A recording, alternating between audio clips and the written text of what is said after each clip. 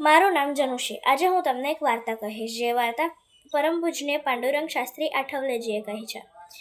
એક રાજા હતા. એમને એવું હતું કે જો પૈસા હોય તો જ જીવન હોય, પૈસા વગર જીવન શાનું? તો એમને તપ કર્યું. થોડા વર્ષો થઈ ગયા તો ભગવાન એમની ઉપર પ્રસન્ન થયા. એટલે ભગવાને પૂછ્યું, શું જોઈએ છે તમારે? એટલે રાજાએ કીધું, ભગવાન, મને એવું જોઈએ છે કે હું જેને બી અડું એ સોનાનું થઈ જાય. એટલે ભગવાને કીધું કે સારું, તું જેને અડીશ એ સોનાનું થઈ જશે, એ મેં તને વરદાન આપ્યું.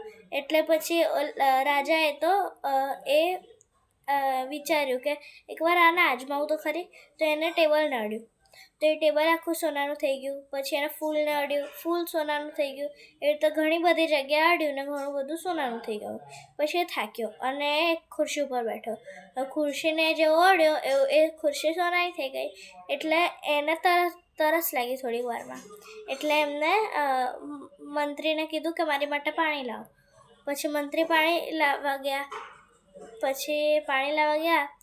તો જેવું પાણી આપ્યું એવું એમને જેવો ગ્લાસ પકડ્યો એવો એ પાણી અને ગ્લાસ બેઉ સોનાના થઈ ગયા. પછી એ પાણી કેમ ના પીવે? એટલામાં એમની નાની છોકરી રમતી આવી. પછી એમને નાની છોકરીને તેડી લીધી વિચાર્યા વગર. તો એમની છોકરી બી સોનાની થઈ ગઈ. પછી એ તો ડરી ગયા. પછી એમને પાછું તપ કર્યું અને ભગવાને કીધું, હવે શું જોઈએ છે તારે?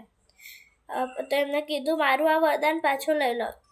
હું સમજી ગયો છું, પૈસો જે જીવન નહીં, જીવનમાં બીજું બધું બી છે. આ રીતે આ વાર્તા પૂરી થાય છે. અને આ વાર્તા મેં પદવીદાન વ્યાખ્યાન પુસ્તકમાં વાંચી હતી. અસ્તુ.